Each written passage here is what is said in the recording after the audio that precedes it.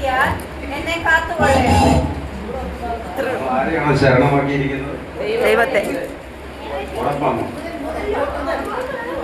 ദൈവത്തെ ശരണമാക്കിയിരിക്കുന്ന ഒരു മനുഷ്യന് ലോകത്ത് വരുന്ന ഒരു പ്രതിസന്ധിയും അവന് പ്രശ്നമല്ല എന്നാണ് ദാവീദ്.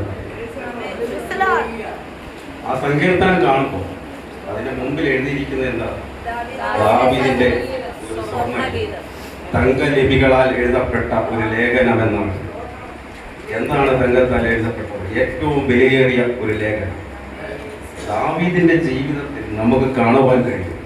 ഒരുപാട് പ്രതിസന്ധികളെ അതിജീവിച്ച ഒരിടയ ബാലനായി ജീവിതം ആരംഭിച്ച് ഇസ്രയേലിന്റെ രാജാവായി മാറുന്ന ഒരു കഥ അല്ലെങ്കിൽ ഒരു അനുഭവം നമുക്ക് കാണുവാൻ. ഏതെല്ലാം പ്രതിസന്ധികളെ അതിജീവിച്ചു. അവന് നേരെ ഒരുപാട് വൈരികൾ ഉണ്ടായിരുന്നെങ്കിലും ഒരു വൈരിയുടെ മുമ്പിലും പതറാതെ ദൈവത്തിൽ ആശ്രയം വെക്കുന്ന ഒരു ദൈവ പൈതൽ ഒരു കാരണവശാലും ഒന്നിനു മുമ്പിലും പരാജയപ്പെടില്ല എന്ന ഉറപ്പും ധൈര്യവും നമുക്ക് കിട്ടുന്നതാണ്. നാം ലോകത്തിൽ ഒരുപാട് പ്രതീക്ഷ വെക്കുന്നത്. എന്തിനൊക്കെയാണ് നമ്മൾ പ്രതീക്ഷ വെക്കുന്നത്?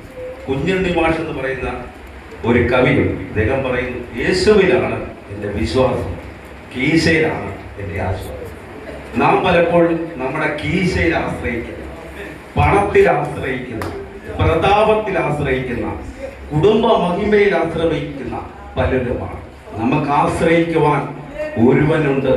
അവനിൽ ആശ്രയം വെക്കുന്നവൻ ഒരു നാളും പരാജയപ്പെടില്ല എന്ന് ദൈവവചനം ഉറപ്പു തരുന്നു എന്നുള്ളതാണ് നമുക്ക് കാണുവാൻ കഴിയും. ഏതെല്ലാം പ്രതിസന്ധി കൂടി കടന്നു പോയാലും ഒരു ദൈവ പൈതൽ ഒന്നിനു മുമ്പിലും പതറാൻ പാടില്ല.